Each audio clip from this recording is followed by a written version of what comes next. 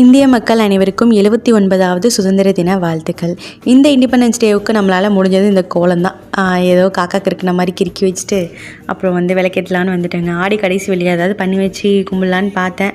ஒன்றுமே இல்லை. ஏதோ மார்க்கெட் போனால் தான் வாங்கலாம். அதனால் பால் மட்டும் காய்ச்சி வச்சு சாம்பிராணி போட்டு தண்ணி எழுதி ஊற்றிட்டு நெக்ஸ்ட்டு லன்ச் வேலையை பார்க்க ஸ்டார்ட் பண்ணிட்டேன். நாள் வச்ச சாம்பார் இருந்தது, அதனால் தோசை ஊற்றிக்கலாம் பிரேக்ஃபாஸ்ட்டுக்குன்னு சொல்லிவிட்டு அதை வச்சுட்டு மதியானத்துக்கு பருப்பு குழம்பு உருளைக்கிழங்கு இதுதான்.